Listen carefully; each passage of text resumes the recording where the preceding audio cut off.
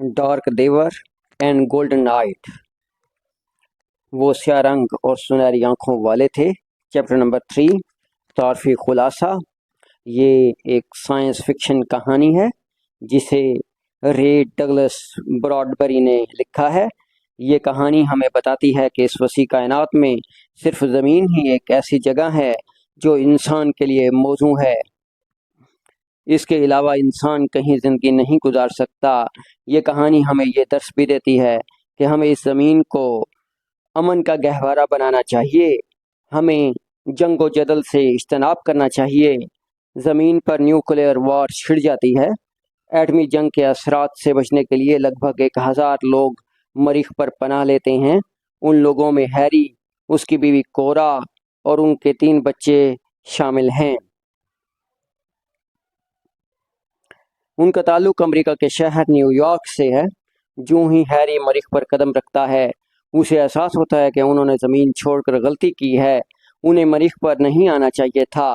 وہ اپنی بیوی سے کہتا ہے کہ آؤ واپس زمین پر لوٹ چلیں۔ اس کی بیوی کہتی ہے کہ ہم زمین سے 6 کروڑ میل دور آ چکے ہیں، واپسی آسان نہیں ہے، اور پھر زمین پر تو ایٹمی جنگ کے خطرات منڈلا رہے ہیں۔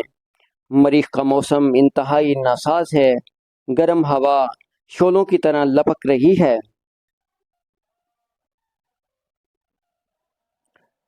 اور ہوا اتنی تیز ہے کہ انہیں لگتا ہے کہ وہ ان کے جسم کی دھجیاں اڑا دے گی۔ تاہم وہ اس زمینی بستی میں بس جاتے ہیں جو زمینی انسانوں نے آباد کرنے کے لیے مریخ پر بنائی گئی ہے۔ اسی دوران خبر آتی ہے کہ نیو یارک ایٹم بم سے تباہ ہو گیا ہے۔ اب انہیں احساس ہوتا ہے کہ وہ مریخ پر ہمیشہ کے لیے پھنس گئے ہیں۔ اب کوئی راکٹ ان کو لینے مریخ پر نہیں آئے گا۔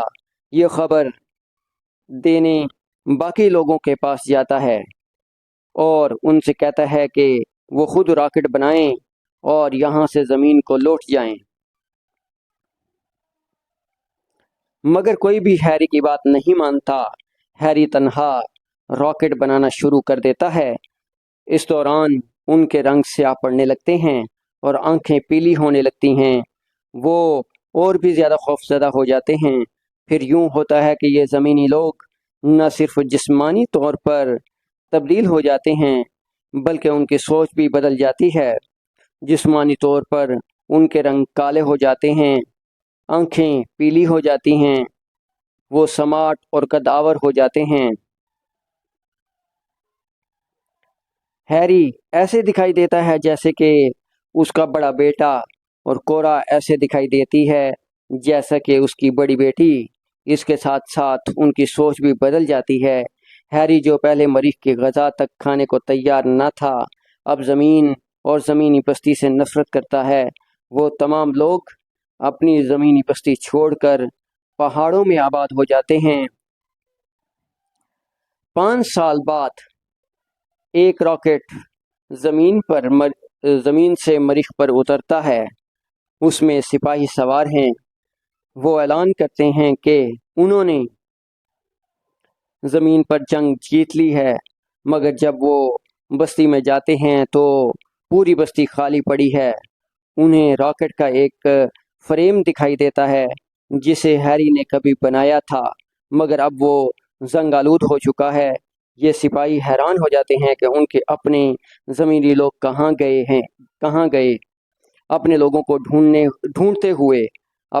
ڈھونڈتے ہوئے وہ پہاڑوں میں جا نکلتے ہیں جہاں ہیری اور ان کے باقی سارے ساتھی آباد ہیں۔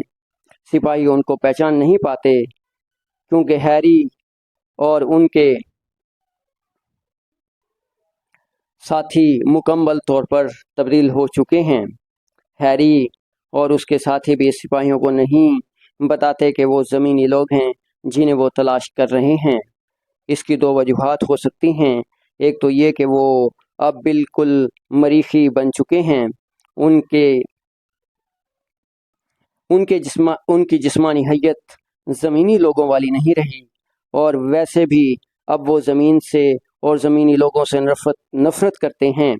سپاہی ناکام اپنے افسر کے پاس لوٹ آتے ہیں اور وہ اس نتیجے پر پہنچتے ہیں کہ کسی مہلک وبا نے زمینی لوگوں کا خاتمہ کر دیا ہے، تاہم یہ ایک ایسا راز ہے جو کبھی بھی ان پر افشاں نہ ہوگا۔